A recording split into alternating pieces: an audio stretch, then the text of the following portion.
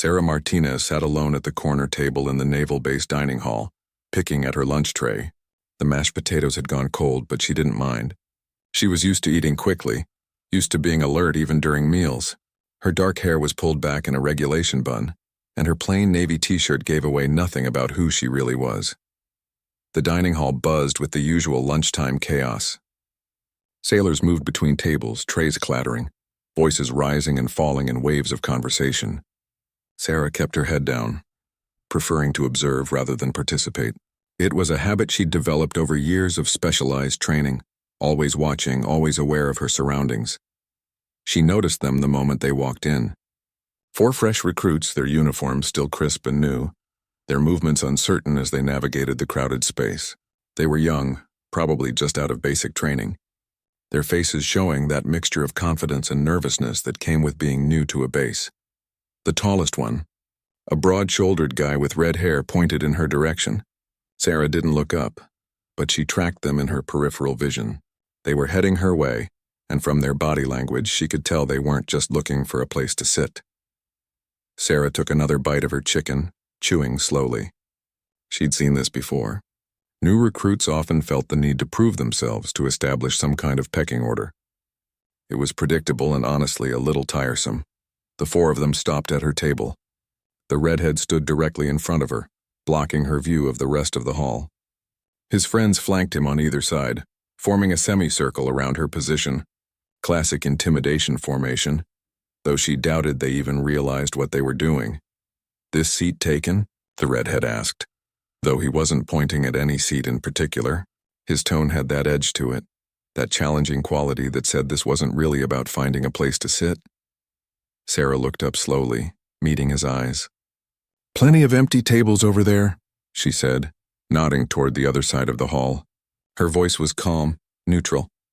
"Yeah, but we like this spot," one of the others chimed in, a shorter guy with a cocky grin. "Besides, you look lonely over here all by yourself." Sarah set down her fork and leaned back slightly in her chair. She could feel the attention of nearby tables starting to shift their way. A few experienced sailors were watching now, some with amusement in their eyes, others with concern. "I'm fine, thanks," she said simply. The redhead leaned forward, placing both hands on her table. "See, here's the thing. We've been here 3 days now and we keep seeing you around. You're always alone, always quiet. Makes us wonder what your deal is." Sarah didn't respond immediately. She was running calculations in her head, assessing the situation. These weren't bad kids, just ignorant ones. They saw a small woman sitting alone and made assumptions. It happened more often than it should. "Maybe she's afraid to mix with real sailors," another one said, laughing. This one had dark hair and a thick southern accent. "Can't hack it with the rest of us." The 4th recruit, who had been quiet until now, seemed less certain than his friends. He was younger than the others, maybe 19 at most, and he kept glancing around nervously. Sarah made a mental note of him. He might actually learn something from what was about to happen. "So what do you say?" the redhead pressed. "Why don't you tell us your story? What do you even do here?" Sarah looked at each of them in turn, her expression unchanged. "I work," she said simply. "Doing what?" "Paperwork." The short one laughed. "Let me guess, administration, filing, maybe you make coffee for the real sailors." A few people at nearby tables shifted uncomfortably. One older petty officer stood up as if preparing to intervene, but Sarah caught his eye and gave a barely perceptible shake of her head. He sat back down but remained alert. "Something like that," Sarah said, her voice still maddeningly calm. The redhead seemed frustrated by her lack of reaction. He'd probably expected her to get angry, to defend herself, or maybe even to leave. Instead, she just sat there completely composed. "You know what I think?" he said, leaning in closer. "I think you're one of those people who got into the Navy because they had nowhere else to go. No real skills, no real purpose. Just floating along, hoping nobody notices you're not cut out for this." Sarah picked up her water glass and took a slow sip. The ice had mostly melted, but it was still cold enough to be refreshing. She set the glass down carefully, precisely in the exact spot it had been before. "Is there a point to this?" she asked. The question seemed to catch the redhead off guard. He straightened up, glancing at his friends as if looking for support. They all seemed a bit uncertain now, as if they'd expected this confrontation to go differently. "The point," he said, recovering his bravado, "is that people need to know their place. And your place isn't taking up a whole table during lunch rush when real sailors need somewhere to sit. It was a weak argument, and everyone within earshot knew it. The dining hall wasn't even half full. But Sarah understood what this was really about. It was about power, about these young men trying to feel important in a new and overwhelming environment. She could have ended it right there, could have stood up, shown them her credentials, watched their faces drain of color. But that wouldn't teach them anything, not really. They'd just be embarrassed, and embarrassment didn't create lasting change. Instead, Sarah stood up slowly, picking up her tray. For a moment, the recruits looked triumphant, thinking they'd won, thinking they'd successfully intimidated her into leaving. "Tell you what," Sarah said, her voice still quiet but carrying a new edge. "I've got a few minutes before I need to be somewhere. How about we settle this properly?" The redhead's eyes lit up. "Settle it how?" Sarah smiled slightly, the first real expression she'd shown since they'd approached. "The gym. We'll keep it simple. Nothing fancy. Just a demonstration," the short recruit laughed. "A demonstration of what? How fast you can run away?" "Something like that," Sarah said. She looked at each of them again, this time letting a hint of challenge show in her eyes. "Unless you're not interested." The redhead puffed up his chest. "Oh, we're interested. Lead the way." As Sarah walked toward the exit, the 4 recruits following behind her, she noticed the older petty officer from earlier. He was trying not to smile, his hand covering his mouth. He knew what was coming. Several other experienced sailors were watching too, some already pulling out their phones, others abandoning their meals to follow at a distance. Sarah pushed through the dining hall doors, the afternoon sun hitting her face as she stepped outside. Behind her, she could hear the confident chatter of the 4 recruits, already bragging to each other about how this would go. She allowed herself a small smile. They had no idea what the next 45 seconds would bring. No idea that their entire understanding of strength, capability, and respect was about to be completely dismantled. The gymnasium was only a 2-minute walk from the dining hall, and as they made their way there, more people started to follow. Word was already spreading. By the time they reached the gym doors, there were at least 20 people trailing behind, all eager to see what would happen next. Sarah opened the door and stepped inside, the familiar smell of rubber mats and metal equipment greeting her. This was her second home, the place where she'd spent countless hours pushing her body beyond what most people thought possible. The 4 recruits filed in after her, still confident, still unaware. The growing crowd gathered near the entrance, staying back but watching intently. Sarah set her tray on a bench and turned to face the 4 young men. "Ready?" she asked. The redhead cracked his knuckles, looking around at his friends with a grin. They spread out slightly, forming a loose line in front of Sarah. The crowd by the door had grown larger now, at least 30 people pressed together, whispering to each other with knowing looks. Sarah walked to the center of the mat area, her movements fluid and relaxed. She rolled her shoulders once, then turned to face the 4 recruits. "Before we start, I want to make something clear," she said. "I'm not trying to hurt anyone. This is just a lesson. Understood?" The short recruit laughed. "A lesson?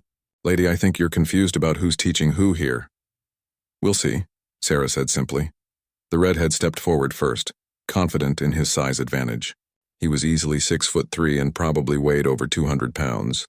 Sarah stood barely 5'6" and looked almost delicate by comparison. "So how do you want to do this?" he asked, still smiling. "You want to try to throw me or something? Should I go easy on you?" Sarah shook her head. "Just come at me. Don't hold back." He hesitated for just a moment, probably thinking about how it would look if he hurt a smaller female sailor, but his pride won out. He came forward, reaching out to grab her shoulder, planning to just push her back or maybe sweep her legs. He never got the chance. Sarah moved like liquid mercury, her body shifting just enough to let his hand pass harmlessly by. In the same motion, she stepped inside his reach, grabbed his extended arm, and used his own momentum against him. Her foot hooked behind his ankle, her hip pivoted, and suddenly 200 pounds of confident recruit was airborne. He hit the mat hard, the wind exploding from his lungs with an audible whoosh. The entire sequence had taken maybe 2 seconds. The crowd erupted in reactions ranging from gasps to cheers. The redhead lay on his back, staring at the ceiling, trying to figure out what had just happened. Sarah stepped back, giving him space to get up. "Next," she said calmly. The short recruit's cocky smile had vanished. He approached more carefully, his hands up in a defensive posture. He'd done some boxing, Sarah could tell from his stance. He thought he knew how to fight. He threw a quick jab, testing her reactions. Sarah slipped it easily, not even bothering to block. He threw another, faster this time, following with a cross. Sarah bobbed under the first punch and redirected the second with just her forearm, barely touching him. He pressed forward, throwing a combination now, trying to overwhelm her with speed and aggression. Sarah moved through his attacks like smoke, each punch finding only air. She wasn't even breathing hard, then she countered. Her hand shot out, catching his wrist mid-punch. She twisted, stepped in close, and suddenly he was bent over.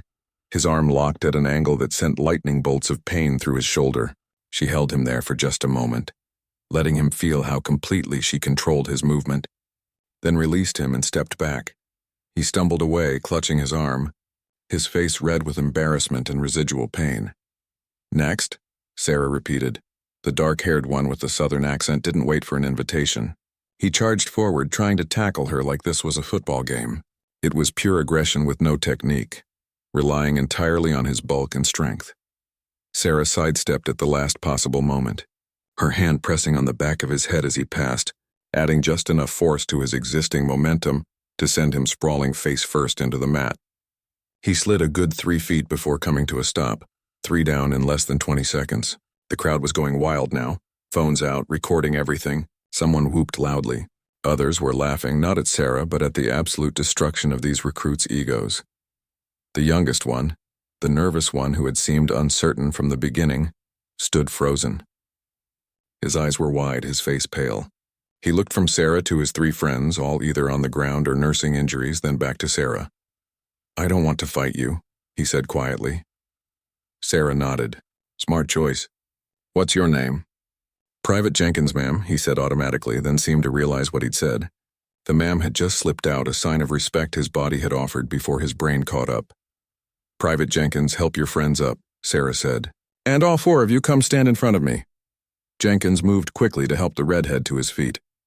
The southern recruit pulled himself up on his own, wiping his bloody nose with the back of his hand. The short one was still holding his shoulder, rotating it gingerly. They assembled in a ragged line in front of Sarah, their earlier confidence completely evaporated. The total time from the first move to now, 45 seconds. Maybe 50 at most. Sarah looked at each of them, her expression neutral but not unkind. "Do you know why this happened?" she asked. The redhead opened his mouth, probably to make an excuse, but Sarah held up her hand. "It happened because you made assumptions. You saw someone who didn't fit your idea of what a warrior looks like, and you assumed that meant they weren't one." She paused, letting that sink in. The crowd had gone quiet now, everyone listening. You let size and gender create a story in your head, and you believe that story without ever testing it against reality. That's a dangerous habit, especially in the Navy. It can get you killed, and worse, it can get your teammates killed. The southern recruit was still bleeding from his nose, but he was paying attention now. They all were. "I'm not telling you this to humiliate you," Sarah continued. "I'm telling you because you need to understand something fundamental. Capability doesn't look like what you think it looks like. The strongest person in a room might be the quietest. The most dangerous might be the smallest. And the person who could save your life one day might be someone you overlooked because they didn't match your expectations." Jenkins nodded slowly. The others looked at the floor, their faces burning with shame. "So here's what's going to happen," Sarah said. "You're going to take this lesson and actually learn from it. You're going to stop sizing people up based on appearances. You're going to show respect until someone proves they don't deserve it, not the other way around. Understood?" "Yes, ma'am," they mumbled in unison, the words coming easier this time. "Good, now get out of here. Hit the showers, clean up, and think about today." The 4 of them filed out quickly, heads down, ignoring the stares and whispers from the crowd. Jenkins was the last to leave, and he paused at the door, looking back at Sarah with something like awe in his eyes. As the recruits left, the crowd began to disperse, though many people stopped to nod at Sarah or offer quiet words of approval. A few of the younger female sailors gave her quick smiles, their expressions saying thank you without words.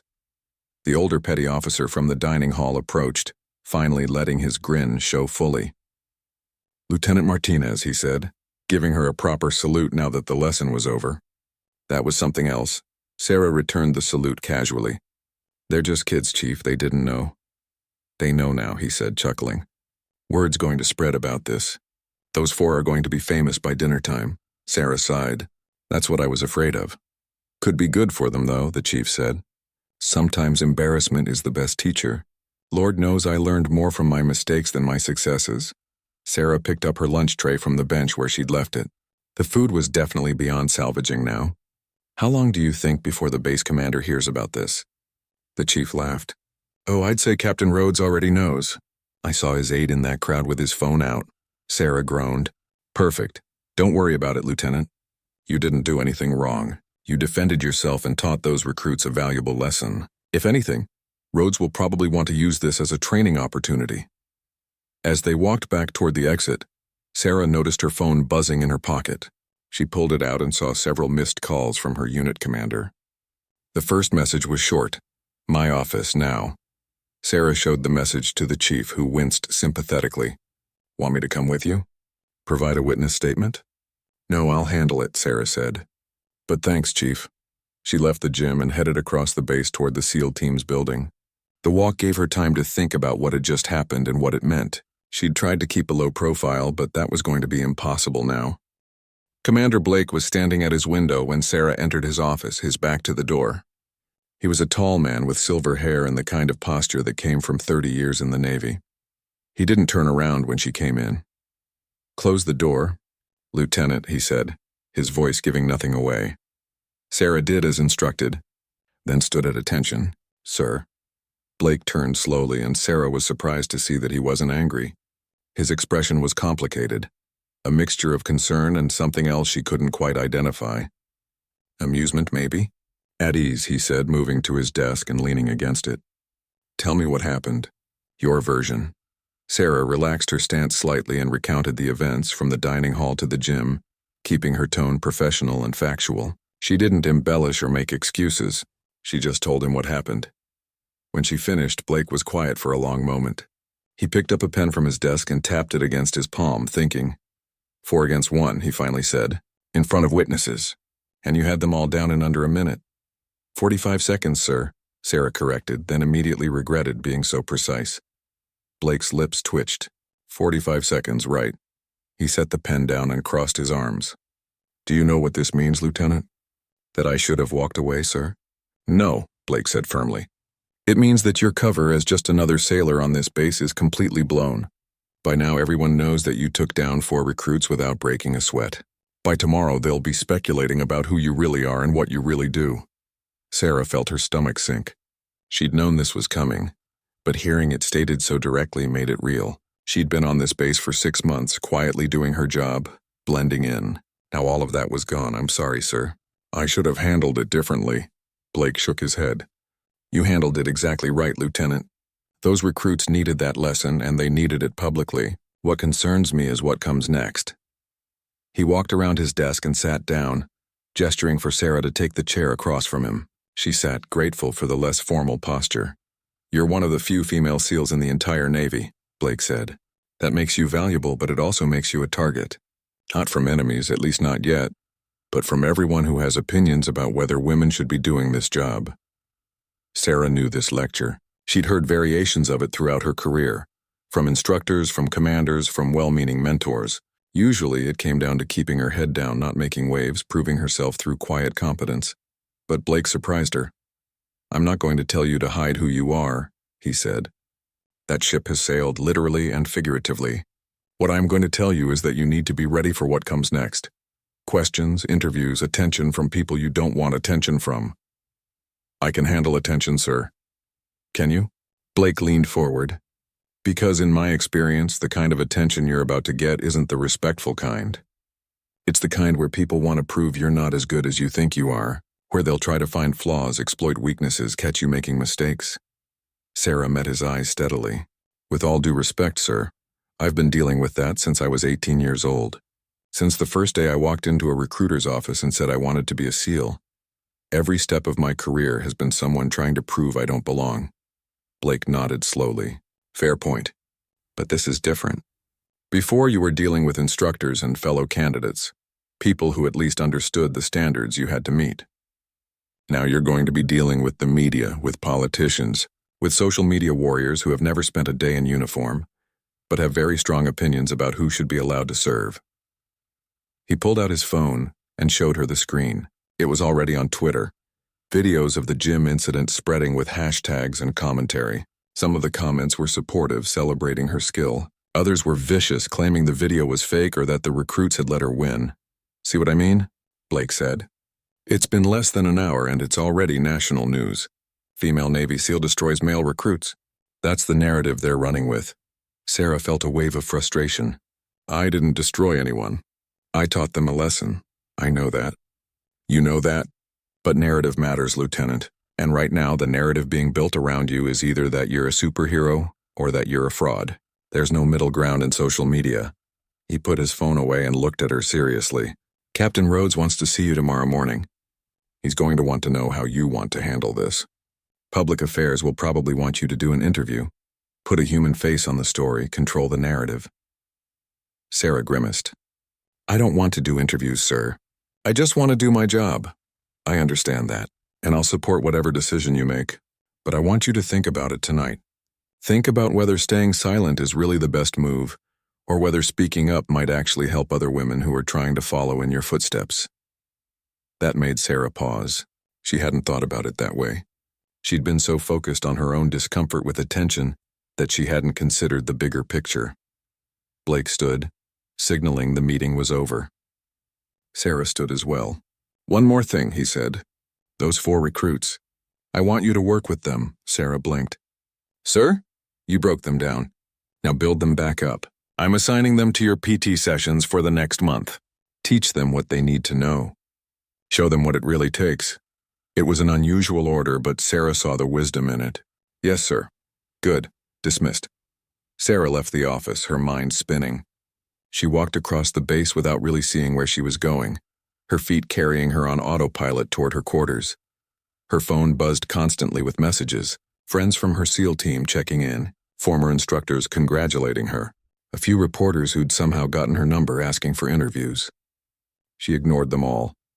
When she finally reached her small room in the officers' quarters, she sat on her bed and let out a long breath.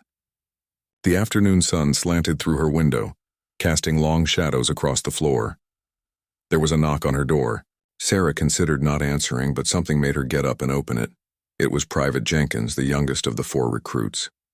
He stood at attention in the hallway, his face earnest and nervous. Lieutenant Martinez, ma'am, may I speak with you? Sarah stepped aside. Come in, Private. Jenkins entered carefully, as if afraid to touch anything. Sarah closed the door and gestured to the chair at her desk. He sat on the edge of it, his back straight. What can I do for you, Private? Jenkins took a deep breath. I wanted to apologize, ma'am. For earlier. For all of it. We were wrong, and I should have said something to stop them, but I didn't, and that makes me just as guilty. Sarah studied him for a moment. He was sincere, she could tell. And he was right, silence in the face of wrong was its own kind of participation. I appreciate the apology, she said, but you need to understand something. I'm not angry at you or your friends. You made a mistake and you learned from it. That's how growth works.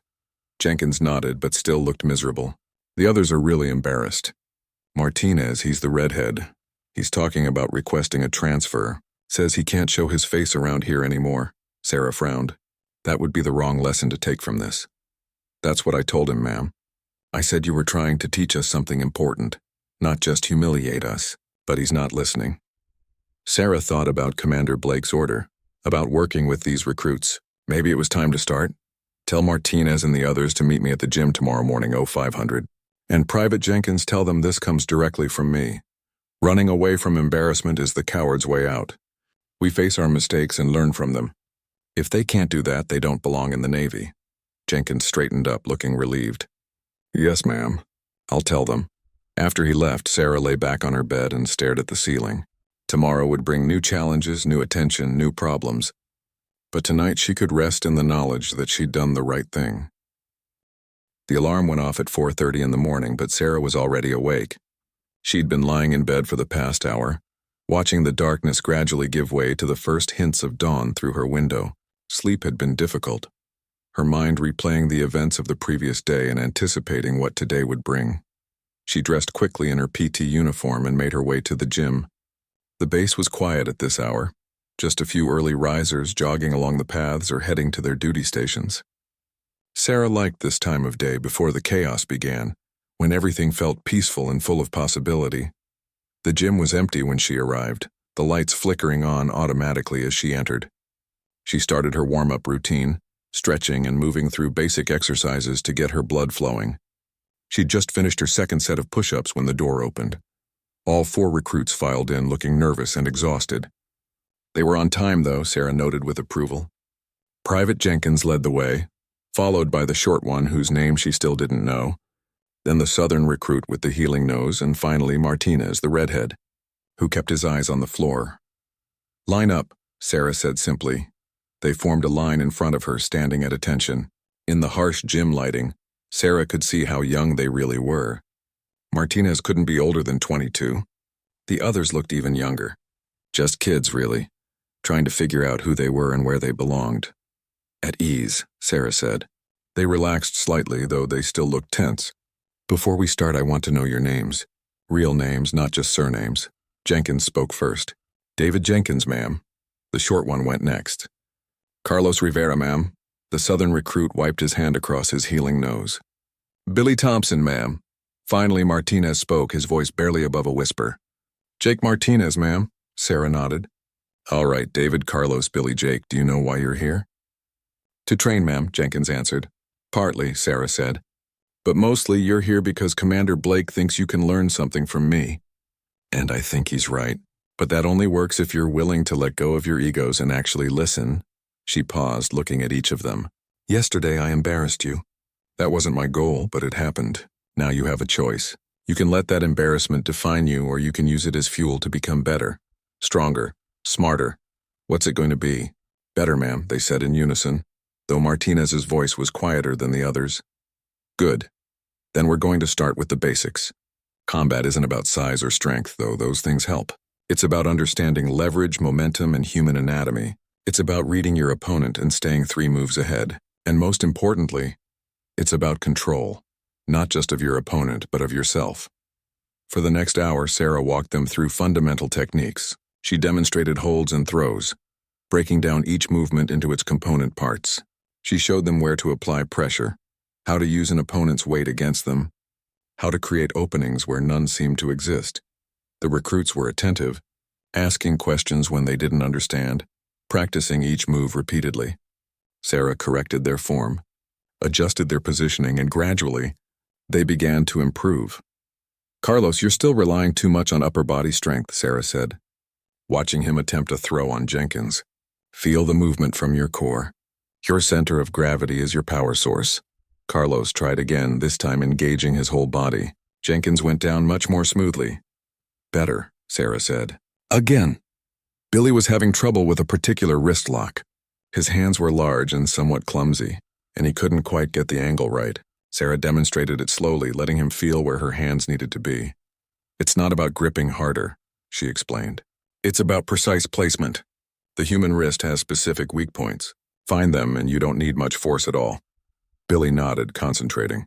On his next attempt, he got it right, and Jake, who was partnering with him, yelped in surprise at the sudden control. Jake himself was the most skilled of the 4, Sarah noticed. He had good instincts and natural athleticism. His problem wasn't ability. It was confidence. He second-guessed himself, hesitating before each move. "Jake, pair up with me," Sarah said. He approached reluctantly, his face flushing. "Ma'am, I don't want to—" "I know," Sarah interrupted. "You're afraid you'll hurt me, or more likely afraid I'll embarrass you again. Both of those fears are holding you back. Come at me for real and let's work through it." Jake took a breath and moved forward. This time he was faster, more committed. Sarah let him get closer than she had yesterday, let him think he might actually land a hit. Then she flowed around his attack, catching his arm and controlling it, but gently, instructionally.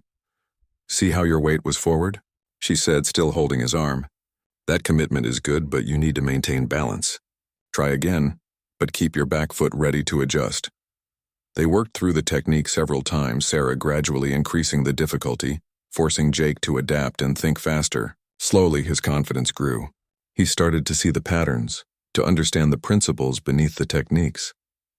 By 6:30, all 4 recruits were sweating and breathing hard, but their eyes were bright with interest rather than exhaustion. They'd absorbed more in 90 minutes than they probably had in weeks of standard training. "That's enough for today," Sarah said. "Hit the showers. We'll meet again tomorrow, same time." As they gathered their things to leave, Jake lingered behind. The others filed out, Carlos clapping Billy on the shoulder as they discussed a particular move they'd learned. "Ma'am," Jake said quietly, "I wanted to say thank you, and I'm sorry, not just for yesterday, but for how I've been thinking, about women in the military, about what you can and can't do."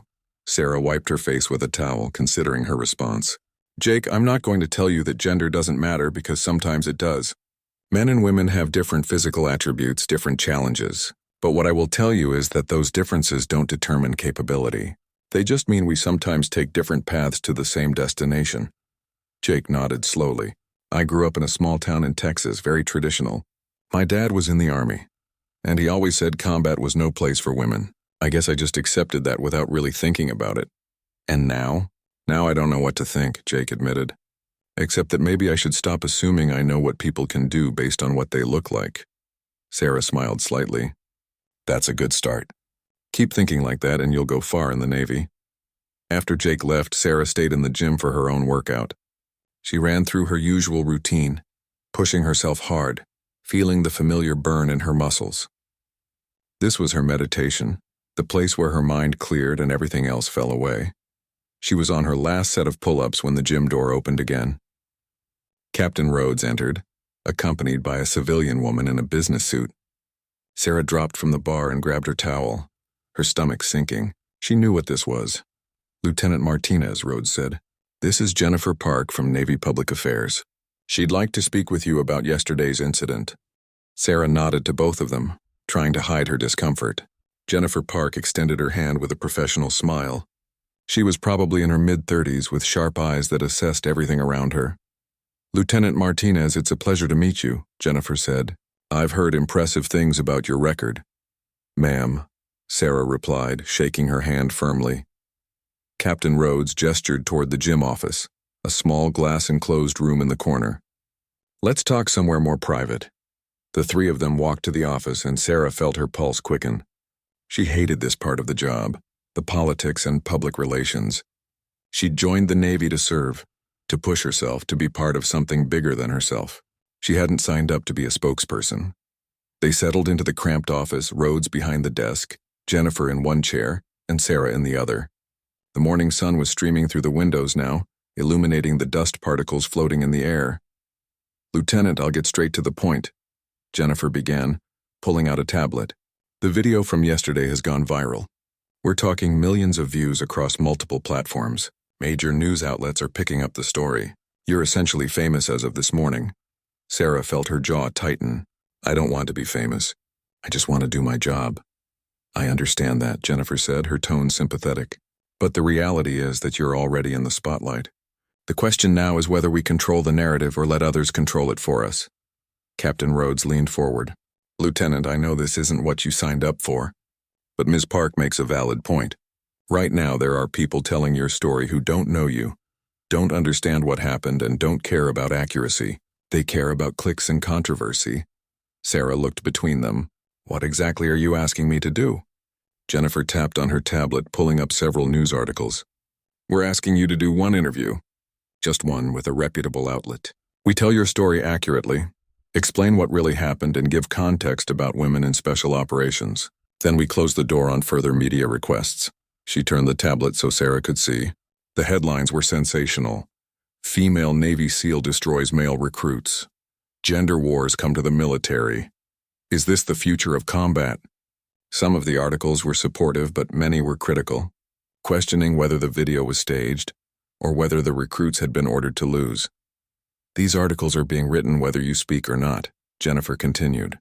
"But if you speak, you can at least ensure the facts are correct. You can honor the training you received, acknowledge your teammates, and show the American public what women in the military really look like." Sarah ran her hand through her hair, still damp with sweat. She thought about Commander Blake's words from yesterday, about helping other women who wanted to follow this path. She thought about the female sailors who'd smiled at her after the gym incident. The quiet acknowledgement between them. "If I do this interview, I want certain conditions," Sarah said slowly. Jennifer nodded, her pen ready. "Name them." "First, no ambush questions about politics or social issues.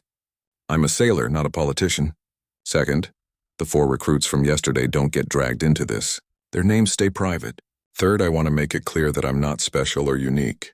There are other women doing this job, and they deserve recognition too." "Done, done, and done," Jennifer said.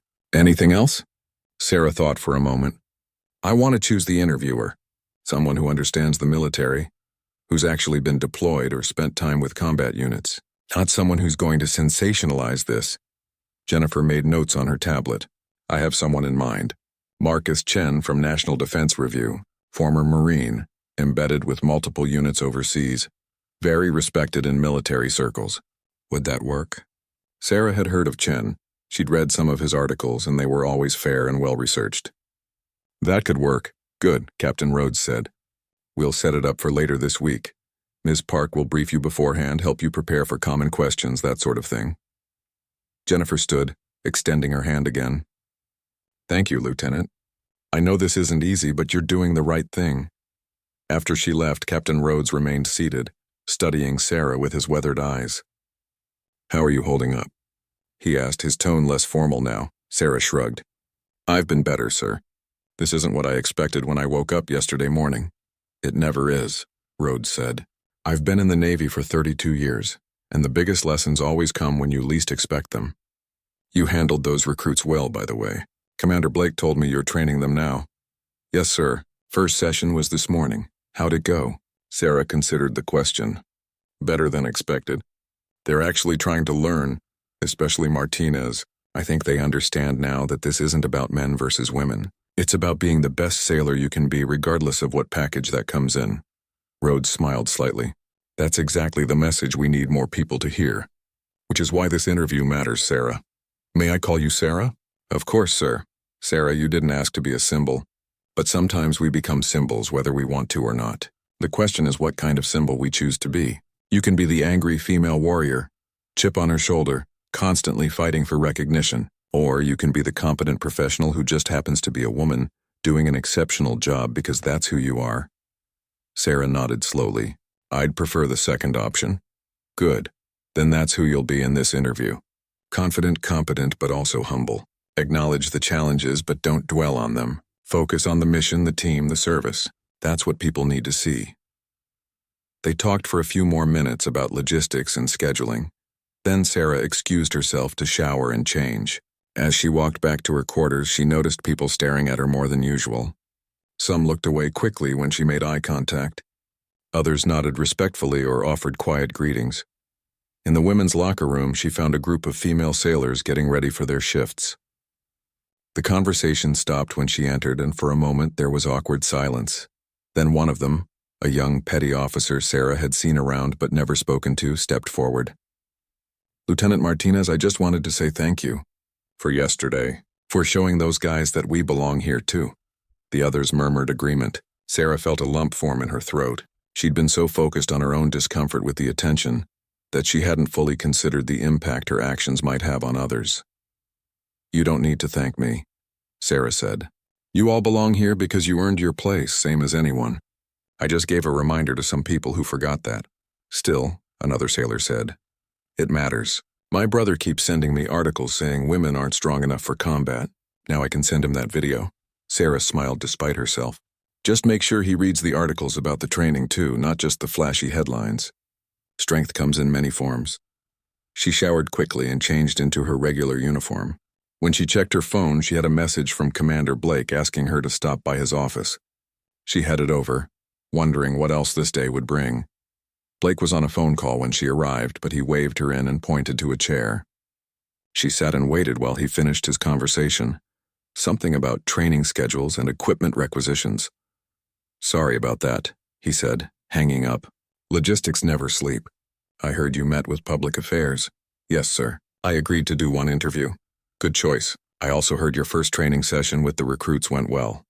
"They're motivated," Sarah said. "That makes all the difference." Blake pulled out a folder from his desk drawer and slid it across to her. I want to talk to you about something else. We're putting together a training program for hand-to-hand combat, updating our curriculum for all sailors, not just special operations. I want you to help design it. Sarah opened the folder and scanned the preliminary documents. It was ambitious, a complete overhaul of basic combat training with an emphasis on technique over brute strength. This is impressive, sir. It's necessary, Blake said. The Navy is changing, Sarah. More women in combat roles, more diverse body types and capabilities across the board. We need training that works for everyone, that emphasizes skill and intelligence over raw power. You're the perfect person to help develop that. Sarah felt a surge of excitement. This was real work, meaningful work. Not publicity or politics, but actual contribution to making the Navy better. I'd be honored to help, sir. It's going to be in addition to your regular duties, so expect long hours. But I think it's important, and I think you'll be good at it. They discussed the details for the next half hour, going over timelines and objectives. By the time Sarah left Blake's office, it was nearly noon. She'd been up for over 7 hours, and felt like she'd already lived a full day. She grabbed lunch from the dining hall, pointedly sitting at the same corner table where this had all started. A few people gave her curious looks, but no one approached. She ate quickly, reviewing notes on her phone about the training program. Her phone buzzed with a text from Jenkins. Martinez wants to know if he can talk to you after training tomorrow. Says he has questions about SEAL training. Sarah smiled and typed back, "Tell him yes. All of you can ask questions. That's part of learning." 3 days later, Sarah sat in a quiet conference room on the base waiting for Marcus Chen to arrive. Jennifer Park had spent the previous afternoon preparing her for the interview, running through potential questions and helping her craft clear, concise answers. But now, actually facing the interview, Sarah felt her nerves kicking in. The door opened and Marcus Chen entered.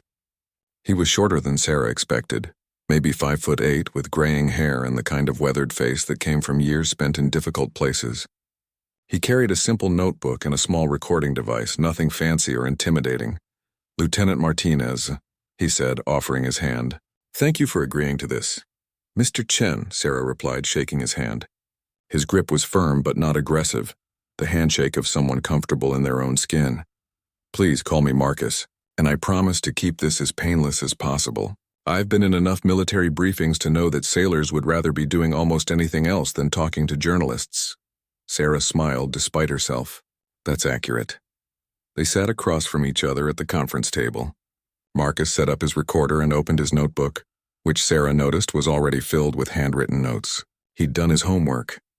"Before we start officially," Marcus said, "I want you to know my approach. I'm not here to sensationalize or create controversy. I'm here to tell your story accurately and put it in proper context. If at any point you're uncomfortable with a question, just say so. We can rephrase or move on." "I appreciate that," Sarah said, feeling some of her tension ease. Marcus pressed record on his device. "All right, let's begin. Lieutenant Sarah Martinez, you've been in the Navy for 8 years. A SEAL for the last 3. Can you tell me what drew you to this career?" Sarah had prepared for this question, but she decided to answer honestly rather than sticking to the practiced response. "I grew up in a military family. My father was Army. My uncle was Navy. I saw how service gave them purpose, how it challenged them to be better than they thought they could be. When I was 17, I watched a documentary about Navy SEALs and I thought, that's what I want to do. Not because it looked easy or glamorous, but because it looked impossible. And I wanted to prove to myself that impossible was just another word for difficult." Marcus nodded, writing notes. "But the path from wanting to be a SEAL to actually becoming one is incredibly challenging. For anyone, but especially for women, given that the program only opened to female candidates in 2016. What was that journey like?" Sarah took a breath. "Brutal. The training is designed to break you, to find your absolute limit and then push you past it.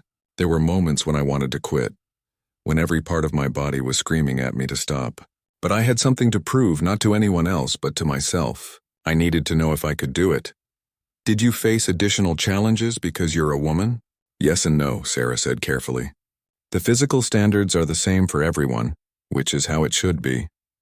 The job doesn't care about your gender. It cares about your capability. But there were cultural challenges, definitely. Some instructors were skeptical. Some fellow candidates resented my presence. I had to work twice as hard to get half the credit sometimes. But that's not unique to the military. That's just life for women in any male-dominated field. Marcus looked up from his notes. Let's talk about what happened 3 days ago in the dining hall. Walk me through what occurred from your perspective. Sarah recounted the incident, keeping her tone neutral and factual. She explained the recruits' approach, their assumptions, and her decision to address the situation rather than walk away. Why not just walk away? Marcus asked. That would have been easier. Easier for me, maybe, Sarah said. But it wouldn't have taught them anything. And it wouldn't have addressed the underlying problem, which is that people make assumptions about capability based on appearance. Those 4 recruits aren't bad people. They're just young and inexperienced. They needed to learn that lesson now, in a controlled environment rather than later when it might cost lives. Some people online have suggested the video was staged, that the recruits were told to lose. What's your response to that? Sarah had expected this question. I can't control what people believe, but I can tell you that nothing about that encounter was staged. Those recruits came at me for real, and I responded with real techniques that any properly trained combatant would use. The reason it looked easy is because I've been training in hand-to-hand combat for over a decade. That's not superhuman ability, that's dedicated practice. Marcus smiled slightly. You're now training those same 4 recruits. How has that been going? Surprisingly well, Sarah admitted. They're eager to learn, especially once they got past their embarrassment. We've been working on fundamental techniques and they're improving quickly. The key is that they're approaching it with humility now, recognizing that they have a lot to learn. What do you want people to understand about women in combat roles? Sarah paused, gathering her thoughts. This was the important part, the message that mattered. I want people to understand that capability isn't determined by gender. It's determined by training, dedication, intelligence, and heart. Yes, men and women have physical differences on average, but averages don't apply to individuals. There are women who are stronger than many men. There are men who are more flexible than many women. What matters in combat isn't your biological category, it's whether you can do the job. She leaned forward slightly, her intensity growing. I also want people to understand that I'm not special. I'm not the only woman who can do this job. There are other female SEALs, other women in special operations across all branches. We're not unicorns or anomalies. We're professionals who earned our place through the same grueling training as everyone else. And there are countless more women who could do this job if given the opportunity and support. Marcus wrote quickly, then looked up. You mentioned support. What does that mean? Should standards be lowered to accommodate more women? Absolutely not, Sarah said firmly. The standards exist for a reason. They reflect the actual demands of the job. What I mean by support is creating an environment where women feel they can even attempt these paths. That means dealing with harassment seriously. That means having mentors and role models.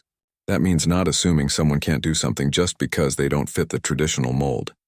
They talked for another 45 minutes, covering everything from her daily routine, to her thoughts on the future of warfare, to her advice for young women considering military service.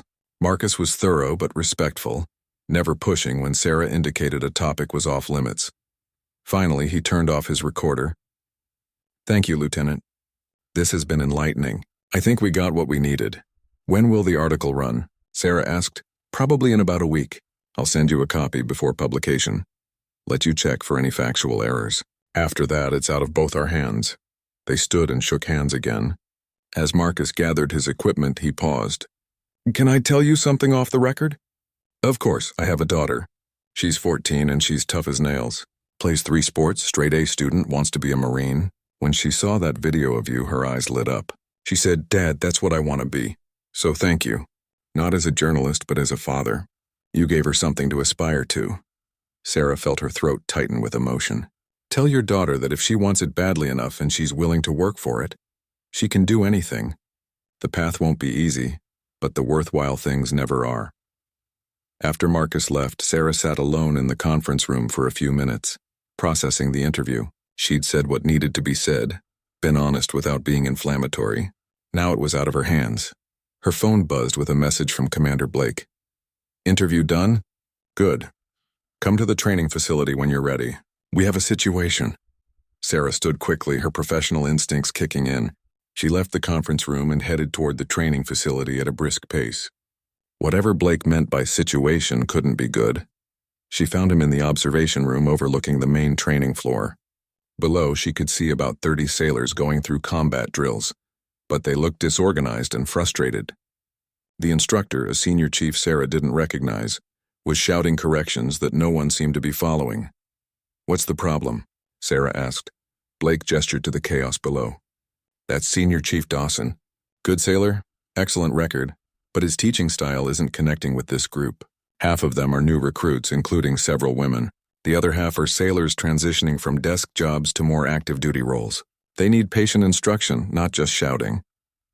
Sarah watched as a female sailor attempted a technique and failed, clearly lacking the core strength to execute it properly. Instead of showing her an alternative approach, Dawson just told her to try harder, which accomplished nothing.